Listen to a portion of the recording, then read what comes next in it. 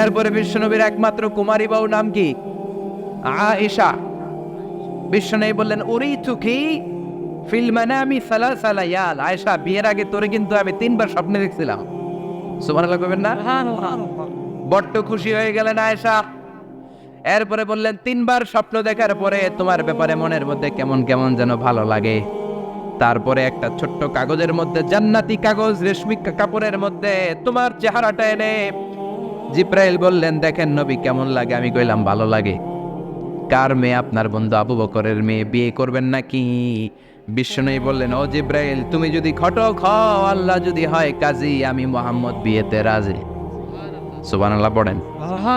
বিয়ে হয়ে গেল, কিন্তু ঘরে দামি ফার্নিচার নাই, টাকা পয়সাও তেমন নাই, কিন্তু আছে খালি সুখ। আছে কি? সুখ, যেটা টাকা দিয়ে কিনা যায়। টাকা দিয়ে বাড়ি কিনা যায়, গাড়ি কিনা যায়, সুখ কিনা যায় নাকি? টাকা দিয়ে বিছানা কিনা যায়, বালিশ কিনা যায়, ঘুম কিনা যায় নাকি? কথা বলেন। এজন্য সুখ দেয়ার মালিক কে? আল্লাহ। দোকানে সুখ পাওয়া যায়, নাগাইশ বাজারে তো সুখ বেছে না, ব্যস্ত নিয়ে যেতাম আজকে গাড়িতে করে। সুখ বেছে? কথা কন। সুখ পাওয়া যায় না। সুখ দেয়ার মালিক একজন, তিনি কে? আল্লাহ। মা আয়েশা একমাত্র কুমারী বউ, আদর করে তিনি ডাকতেন হুমায়রা, আবার মাঝে মাঝে ডাকতেন ইয়া আইশু। আয়েশা না, আইশু সংক্ষেপ। এত ভালোবাসতেন মা আয়েশাকে। মা আয়েশা গ্লাসের যেই জায়গা দিয়ে পানি খেতেন, বিশ্বনবী ওই জায়গায় মুখ লাগিয়ে পানি খেত। মা আয়েশা গোশতকে হাড্ডি ফেলে দিলে বিশ্বনবী ওই হাড্ডিটা নিয়ে চষতে শুরু করে দিত। সুবহানাল্লাহ। এক বালতি থেকে পানি নিয়ে দুইজনে গোসল করত। আবার বিশ্বনবীর সাথে সাথে মাঝে মাঝে বায়না ধরতো, মাঝে মাঝে রাগও করতো। সুবহানাল্লাহ কোন। স্বামী স্ত্রীর মধ্যে একটু রাগ আছে না নাই? আছে। রাগ থাকলে ওইটারে আবার ভালোবাসায় পরিণত করে দেয় কে? রাগ না থাকলে ভালোবাসা তো ভালোবাসাই না। রাগ থাকতেই হবে, তাইলেই ভালোবাসার মর্ম বোঝা যায়। চিল্লায় বলেন ঠিক কিনা? ঠিক। ক্ষুধা না থাকলে খাবারের মর্যাদা বোঝা যায় না। সারাদিন পেট ভরা, খাওয়ার মজা বুঝবেন? ক্ষুধা, প্রচন্ড ক্ষুধা, তৃষ্ণার্ত, লেবুর শরবত পাইলে অমৃতের মতো লাগবে। প্রচন্ড ক্ষুধা, হাজি বিরিয়ানি পাইছেন 1 প্লেট, ইচ্ছা মতো খাবেন, কিন্তু পেট ভর্তি, হাজি বিরিয়ানি খাওয়া যাবে? এজন্য রাগ না থাকলে ভালোবাসা যে কত দামি, ভালোবাসা যে আল্লাহর পক্ষ থেকে কত বড় নেয়ামত বোঝা যায় না। মাঝে মাঝে মা আয়েশা রাগ করতেন। শুনতেছেন? জি। বিশ্বনবী বলেন আয়েশা, কখন তুমি রাগ করো, কখন তুমি আমারে ভালোবাসো আমি বুঝি। সুবহানাল্লাহ পড়েন। মা আয়েশা বললেন কেমনে বুঝেন? বিশ্বনবী বললেন যখন তুমি রাগ করো তখন নামাজের পরে দোয়ার মধ্যে বলো, ও ইব্রাহিম আলাইহিস সালামের আল্লাহ, আপনি আমার উপর দয়া করেন। তার মানে তুমি রাগ করে আসো, আমার নাম নাও নাই। আর যখন আমার উপর খুশি থাকো, নামাজের পরে দোয়াতে বলো, মুহাম্মদ সাল্লাল্লাহু আলাইহি ওয়াসাল্লামের আল্লাহ, আপনি আমাদের উপর রহমত করে। সুবহানাল্লাহ।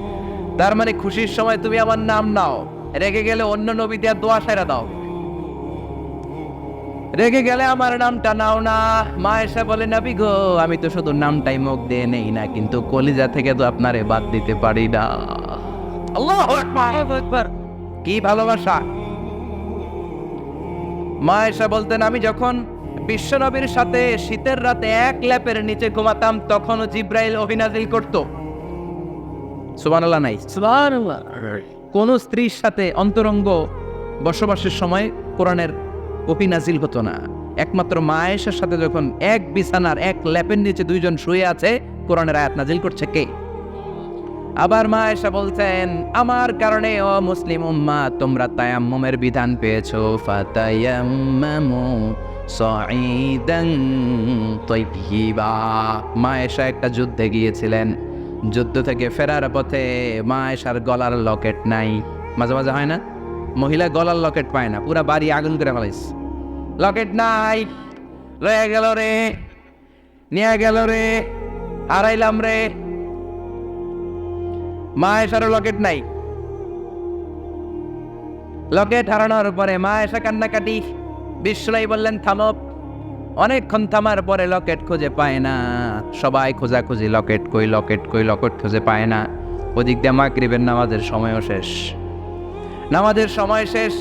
আর যেই জায়গায় লকেট খোঁজার জন্য থামা হয়েছে ওই জায়গায় আবার পানি নাই, পানি সামনে। পানির দিকেও যেতে পারে না, লকেটও খুঁজে পায় না, নামাজও পড়া যায় না। সব সাহাবীরা মিছিল শুরু করছে, আবু বকর রে ধর ধর ধর, আবু বকর রে ধর। আবু বকরের মেয়ের কারণে নামাজ আমাদের চলে যাচ্ছে। সাইয়েদনা আবু বকর ঘটনা বেসামাল দেখে আয়েশার কাছে গেল, যে দেখে বিশ্বনবী মা আয়েশার কোলের মধ্যে, ল্যাপের মধ্যে মাথা দিয়ে শুয়ে আছে। রাগের চোটে বুখারীর বর্ণনা, আঙ্গুল নিয়ে মা আয়েশার পেটের মধ্যে দিল এক খোসা। লকেট হারাইলি কেন ক? তোর জন্য বাইরে মিছিল চলে, তোর জন্য বাইরে সব সাহাবারা বলে নামাজ পড়তে হবে, সময় নাই। ও আবু বকর, আপনার মেয়ের কারণে এই কাণ্ড। খসরা মানে কুমর। আবু বকর মা আয়েশার খসরাতে এত জোরে গুতা মেরেছেন, মা আয়েশা বললেন এই গুতার কারণে আমি অনেক দূরে চলে যাওয়ার কথা ছিল, ব্যথার চোটে, কিন্তু যাই নাই। কারণ কোলে কে? কোলের মধ্যে বিশ্বনবীর মাথা, নড়ে গেলে বিশ্বনবীর ঘুম ভেঙে যাবে, ব্যথাটা হজম করেছি, নড়ি নাই। আল্লাহ তখন আয়াত নাজিল করলেন, ফালাম তাজিদু মাআন ফাতায়াম্মামু সাঈদান তাইয়্যিবা। ও সাহাবারা, মিছিল বন্ধ করো। কোন নারীর বিরুদ্ধে মিছিল করো? এই নারীর সাথে তো বিয়ে আমি সরাসরি বিশ্বনবীর দিয়েছি। যাও, ওজুর জন্য টেনশনে ছিলা, টেনশনের দরকার নাই। আয়েশার কারণে আজকে নতুন করে একটা বিধান দিলাম, আজ থেকে যদি অজুর পানি না পাওয়া যায়, বালুর মধ্যে 2 হাত বাড়ি মেরে তায়াম্মুম করো, নামাজ পড়ে নাও, কবুল করে নিবে কে? এই মা আয়েশার লকেট হারানোর কারণে তায়াম্মুমের বিধান নাজিল হয়েছে। কোন সুবহানাল্লাহ। এজন্য মা আয়েশা বলতেন, ও উম্মতেরা, জেনে রাখো, এই যে তায়াম্মুম করো, এটা কিন্তু আমার কারণে পাইছো। সুবহানাল্লাহ কোন? সুবহানাল্লাহ। আবার মা আয়েশা বলতেন, আমার কোলে মাথা রেখে বিশ্বনবী শেষ নিঃশ্বাস ত্যাগ করেছে, আবার আমার ঘরের মধ্যেই বিশ্বনবীর কবর। সুবহানাল্লাহ। বিশ্বনবীর কবরটা কিন্তু মা আয়েশার ঘরের মধ্যে। এখনো বিশ্বনবীর কবর যেই জায়গায়, এই জায়গায় মা আয়েশার ঘর ছিল। সুবহানাল্লাহ কোন? 2210টি হাদিস বর্ণনা করেছেন। কত? কথা কয় না, 2210টা ফ্যামিলির হাদিস বর্ণনার জন্য মা আয়েশাকে আল্লাহ তাআলা বিশ্বনবীর ট্যাপ রেকর্ডার বানিয়ে পাঠিয়েছেন। যাই বিশ্বনবী বলতেন, ট্যাপ রেকর্ডের মতো রেকর্ড করে সব সাহাবীদের কাছে বর্ণনা করতেন। কত কবিতা উনি নিজে জানতেন, নিজেই জানে না। কত মাসালা যে জানতেন, তার কোনো হিসাব নাই। ইলমুল ফারায়েজ, বাপ মরলে, ছেলে মেয়ে থাকলে কে কতটুকু সম্পদ পাবে, মা আয়েশার চেয়ে বিধান মদিনায় কেউ জানতো না। বিশ্বনবীর ইন্তেকালের পরে সাহাবাদের মধ্যে কোনো মাসালা নিয়ে কনফিউশন হলে সব সাহাবারা আম্মা জান আয়েশার কাছে এসে সলিউশন নিয়ে যেতেন। সুবহানাল্লাহ কোন? বিশ্বনবী যা বলেছেন সব মুখস্থ রেখেছেন, সব জ্ঞানের কথা ছড়িয়ে দিয়েছেন, সব সময় পড়াশোনা করতেন। সুবহানাল্লাহ। তার মানে মা আয়েশার জীবনী থেকে আপনাদের জন্য শিক্ষা হচ্ছে জ্ঞানার্জন, জ্ঞানানুরাগী হতে হবে। কি হতে হবে? জ্ঞানানুরাগী। বুখারীর বঙ্গানুবাদ পাওয়া যায়, কোরআনের বঙ্গানুবাদ পাওয়া যায়, ইসলামিক অনেক ভালো ভালো রাইটারের বই পাওয়া যায়, ঠিক কিনা? এগুলো পড়ার দরকার আছে না নাই? অনেকে বলে, হুজুর আমার ছেলেটা মোবাইল ছাড়া কিছু বোঝে না। কি কয়? মোবাইল ছাড়া কিচ্ছু বোঝে না। হুজুর মোবাইল দিলে ঠান্ডা, মোবাইল নিলে কান্দে, এরকম আছে না নাই? এর কারণ হাজব্যান্ড ওয়াইফ দুইটার কাছে সবসময় মোবাইল। কথা কর, বাবার কাছেও মোবাইল, মায়ের কাছেও মোবাইল। তো ছেলে মোবাইলের জন্য কাঁদবে না তো কি করবে? বাবার হাতেও যদি বই থাকে, মায়ের হাতেও যদি বই থাকে, ছেলে মোবাইল চাবে নাকি?